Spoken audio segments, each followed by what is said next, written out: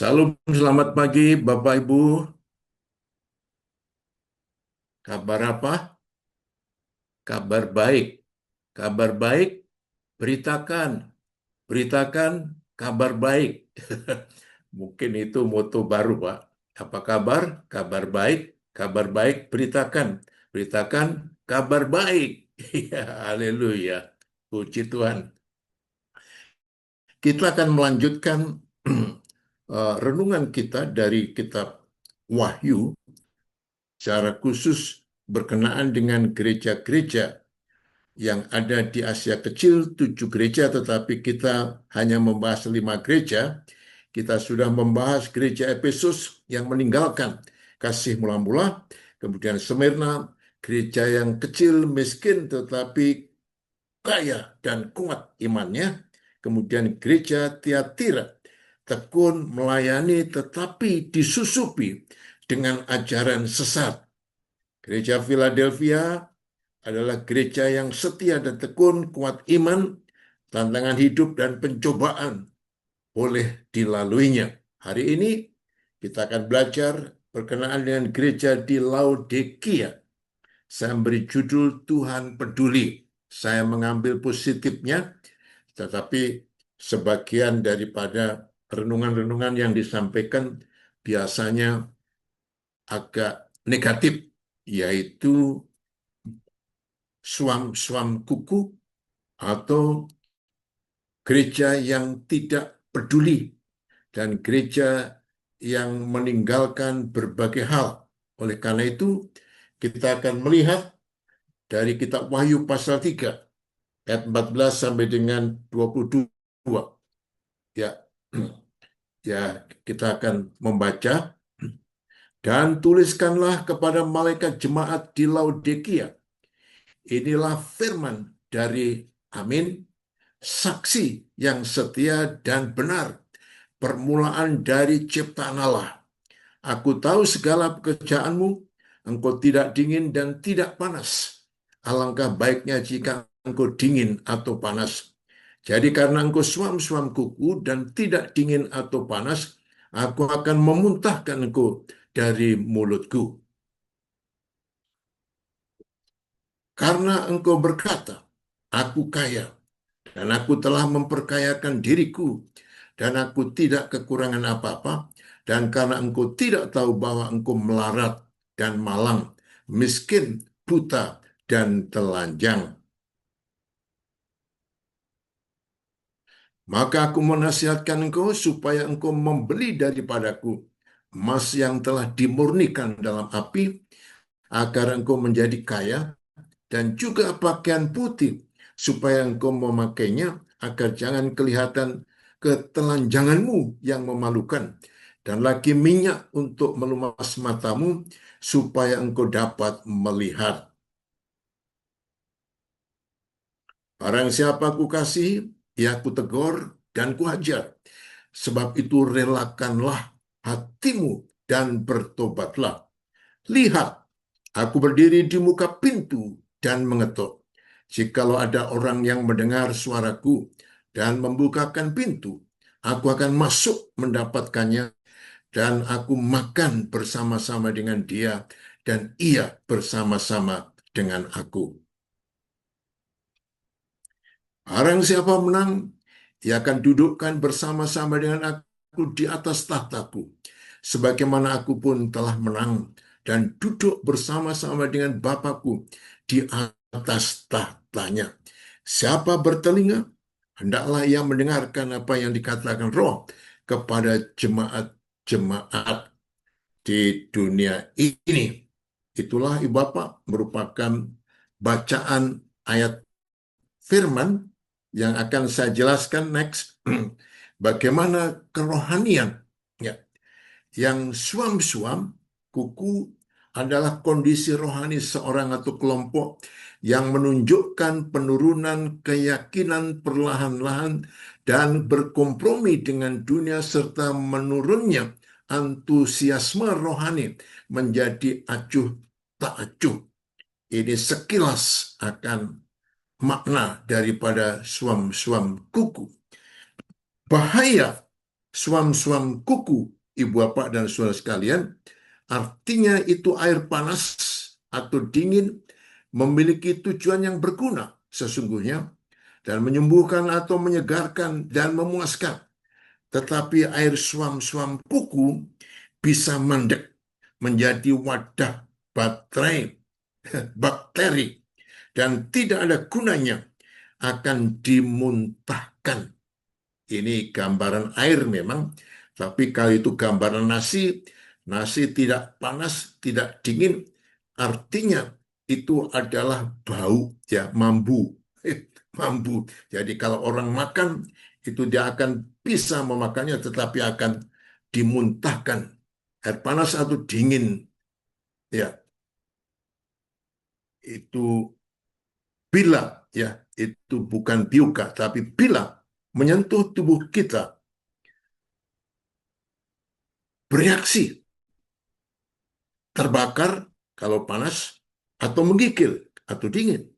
Tetapi air suam-suam kuku sangat menyentuh tubuh, membuat kita rileks, lemas, dan letih, mau tidur menjadi kurang tanggap, sehingga menimbulkan semacam kemalasan. Ya, kemalasan. Nah, dijelaskan lebih lanjut. Mari kita lihat pembagian daripada penjelasan ayat-ayat yang selanjutnya. Next. Kebenaran tentang diri kita dan tentang iman. Yesus adalah amin. Semua janji Allah di dalam Yesus Kristus adalah amin. Kata amin biasanya terjadi di akhir doa. Kalau Anda pernah membaca Alkitab, kata terakhir dari Alkitab apa? Amin. Ya, amin. Atau ini memberikan penjelasan, mendeklarasikan sesuatu kebenaran. Jadi kalau Bapak Pendeta Boksu khotbah mengenai kebenaran, kita beramin.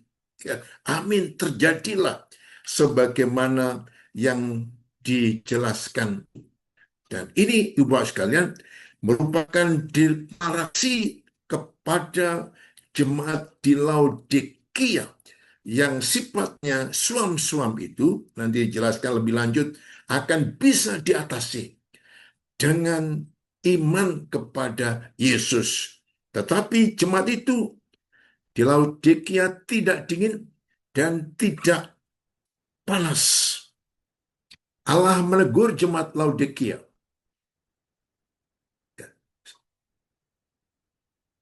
karena imannya yang suam-suam itu. Artinya suam-suam, Ibu Bapak, Saudara sekalian, ini menjelaskan mengenai seperti setengah-setengah. Setengah giat ke gereja, setengah giat berdoa, setengah giat untuk melakukan kegiatan-kegiatan gereja, tapi dengan kata lain sebetulnya separuh hati, ya, tidak sungguh-sungguh, separuh komitmen, ya, half komitmen, tetapi tidak seutuhnya. Ini boleh dikatakan ragu-ragu, ya, ragu-ragu, tidak kanan, tidak kiri, di tengah-tengah, tetapi tidak mempunyai semacam sesuatu pendirian. Itu yang sesungguhnya dinyatakan itu. Jadi orang-orang ini hanya setengah-setengah. Setengah menjadi orang yang setia, setengah yang mendukung gereja, setengah yang sungguh-sungguh beriman kepada Tuhan, dan setengah-setengah yang apa yang dia percayai. Dan ini menimbulkan masalahan dalam kehidupan. Saya harap Ibu Bapak yang ada di sini tidak memiliki suasana yang seperti itu. Kuncinya adalah iman. Tuhan tidak menghendaki umat yang berpura-pura atau munafik. Kenapa? Karena Tuhan mau membuktikan kepastian, kejelasan seseorang hidup percaya kepada Tuhan. Itulah yang disebut sebagai iman. Kenapa iman? Ketika Tuhan menciptakan ikan, Dia siapkan air. Ketika Tuhan menciptakan pepohonan, Dia ciptakan tanah. Ketika Tuhan ciptakan manusia, Tuhan sendiri yang menciptakan. Artinya apa? Ketika ikan tanpa air, mati. Ketika pohon tanpa tanah, mati. Ketika manusia tanpa Tuhan, mati. Itu sebabnya, Ibu Bapak sekalian, iman merupakan komunikasi, merupakan sandaran, merupakan keyakinan, merupakan penyerahan, merupakan pasrah bongkoan, ya, pasrah total. Itu sesungguhnya. Jadi artinya seutuhnya kehidupan itu dipercayakan kepada Tuhan. Sebab tanpa iman, Anda percaya pada Tuhan, kehidupan iman dengan segera berubah akan menyengsarakan Anda. Ya. Lebih baik mantan pencuri daripada mantan Kristen. Mantan pencuri baik, mantan Kristen biasanya jahat, jelek. Ya, jelek. Itu kita sudah melihat itu. Kenapa? Karena dikendalikan bukan oleh kehidupan yang benar. Ya, yang benar. Itu sebabnya kita adalah ciptaan Tuhan. Kita akan mati, tidak hidup, dan tidak mempunyai daya yang kokoh kecuali kembali kepada Tuhan. Itu sebabnya next kita akan lihat. Ya, Tuhan mengajak kita supaya membeli sesuatu daripadanya. Ya. Kata membeli yang dimaksudkan di sini bukanlah artinya keselamatan. Itu bisa kita upayakan dengan usaha kita. Bukan. Keselamatan tidak bisa dibeli bukan karena usaha kita, sebab sesungguhnya sejak awal di hadapan Tuhan mereka sudah miskin. Sehingga bagaimana mungkin mereka dapat membeli sesuatu daripada Tuhan. Ibu Bapak, sudah sekalian, kita melihat betapa sesungguhnya kekayaan Tuhan itu ada di dalam kehidupan kita. Coba Anda bayangkan, satu jari boleh dibeli 1 juta, bahkan dolar langsung dipotong. Nggak boleh, nggak boleh. Terlalu mahal. Manusia itu terlalu mahal. Apalagi ketika manusia percaya kepada Tuhan, nilainya abadi, kekal. Nilainya tak berharga. Duit kita tidak bisa membeli, usaha kita tidak mungkin memampukan. Kegiatan apapun tidak, itu hanya karena kasih, karunia, anugerah. Itu pemberian gratis. Ya, gratis. Nah, oleh karena itulah apa yang dikatakan oleh bagian firman ini, keselamatan adalah kasih karunia, dan Tuhan berkata, aku akan memberi engkau emas yang dimurnikan dengan api. Untuk menjadi kaya di hadapan Tuhan, kita membutuhkan emas murni yang datangnya dari Tuhan. Kita butuh harta duniawi, tetapi harta duniawi bukanlah segala-galanya. Ya, segala-galanya. Ada orang berguru, uang memang tidak membahagiakan kamu kalau uangnya sedikit katanya. Tetapi maksudnya adalah bukan segala-galanya, karena apa? Hanya harta yang paling berharga dari Tuhan yang sanggup memberikan kita sukacita. Sukacita. Apa yang membahagiakan? Kemarin sudah saya katakan, Habibie, orang yang kaya, pejabat, bisa membuat pesawat udara. Anaknya berhasil, tapi masa tuanya dia kesepian di rumah yang besar. Mobil branded beberapa. Tetapi dia berkata, aku menderita, aku merana. Kalau aku boleh kembali flashback, aku akan hidup dengan Tuhan lebih daripada usaha yang lain itu. Ya, yang lain itu. Itulah sebabnya, Ibu sekalian, kita mempunyai kehidupan yang kekal. Itu harta yang tadi sudah saya katakan tidak mungkin bisa kita beli, kita bayar, kita usahakan. Tetapi itu merupakan kasih karunia. Kemarin sudah saya katakan manusia, binatang, pohon itu mempunyai keberadaan yang sama. Hidup yang namanya bios. Ya, bios. Binatang bios hidup. Tumbuhan bios hidup. Manusia bios hidup. Tetapi Tuhan berkata, mari kepadaku. Aku akan memberi soe, hidup, hidup yang kekal. Kemudian hidup yang berkelimpahan. Itu menunjuk bukan saja saat ini, tetapi masa depan. Melebihi daripada Taman Eden. Ya, surga yang luar biasa. Kita punya soe, itu Bapak sekalian.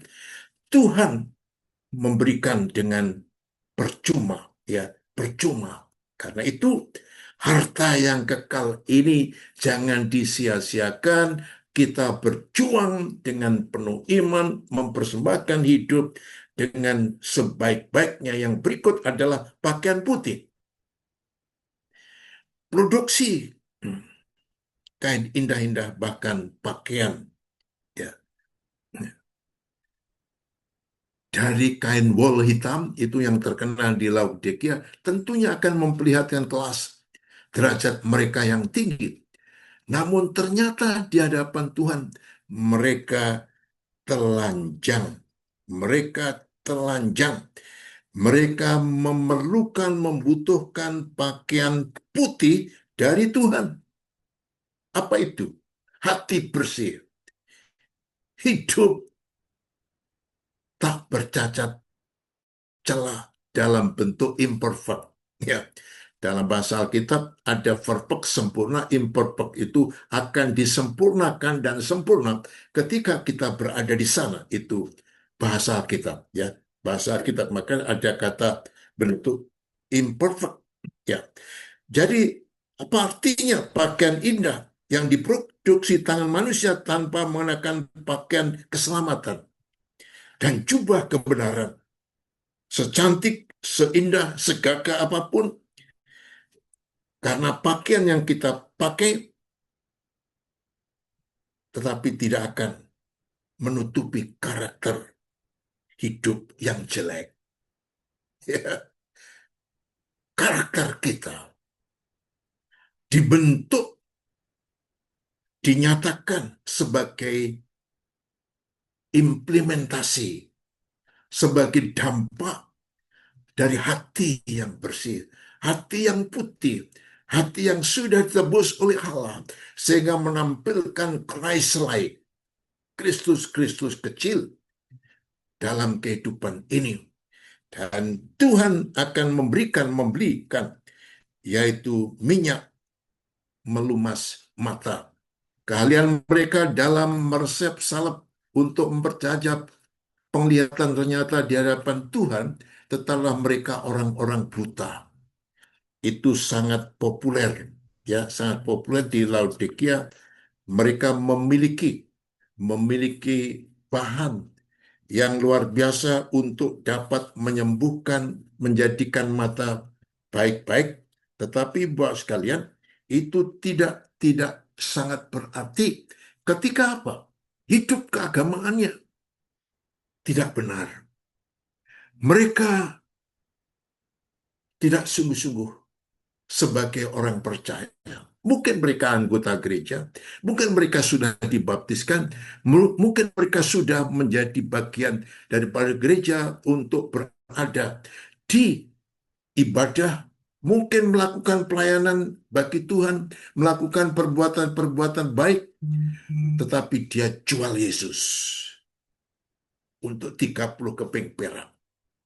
Saudara, Yudas sudah ikut Yesus 3 tahun, mungkin lebih.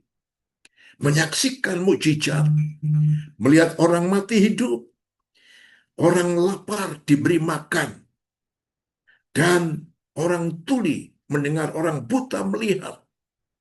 Tetapi karena hatinya hidup keagamaannya hanyalah merupakan lahiriah tanpa ada batinnya, Maka dia menyangkal Yesus. Demikian juga Petrus hanya ditegur oleh seorang janda. Kamu juga pengikutnya. Petrus berkata apa? Bukan, bukan, ya, bukan. Petrus juga bersama-sama temannya, dia berkata, aku akan kembali menjalaikan. Yang lain, aku ikut. Kenapa? 3 tahun menyaksikan ikut Yesus siang malam. Mereka bersama-sama berbagai mujizat kebenaran terjadi. Tetapi mereka konsentrasinya kepada dunia. Buktinya apa? Ketika Yesus akan naik, murid-murid berkata apa? Kapan Tuhan memulihkan kerajaan Israel? Artinya apa itu? Menjadi kerajaan seperti Musa dulu. Kerajaan spiritual tetapi juga kerajaan sosial. Mereka nggak ngerti. Kerajaanku bukan dunia ini. Tetapi lihat, ketika Petrus dan rasul-rasul lain percaya betul kepada Tuhan, komitmen, mereka rela untuk menghadapi situasi, kondisi, tantangan, rintangan, tentangan. Bahkan kematian semua rasul-rasul itu adalah sangat menderita. Tetapi mereka bahagia bersama-sama dengan Tuhan. Tetapi banyak juga umat Tuhan yang begitu dipakai, diberkati Tuhan. Negara-negara Kristiani luar biasa. Bagaimana kemajuan dan berbagai teknologi, pengetahuan, kekayaan berlimpah. Kemuliaan Tuhan dinyatakan. Coba sekalian, kaya miskin sesungguhnya bukan merupakan tujuan kita, bukan kehendak kita, tetapi kalau terjadi, Tuhan berkata, lihat mata rohanimu, jangan dengan melihat mata jasmanimu. Ya, salep yang mengobati penyakit itu tetap saja menjadikan matamu buta. Kenapa? Tidak mampu melihat yang benar, yang baik, yang mulia, yang abadi di dalam Tuhan. Karena itulah Bapak sekalian, maka Tuhan berkata kepada kita dalam ayat-ayat selanjutnya, bertobatlah, ya, bertobatlah, kembalilah kepadaku.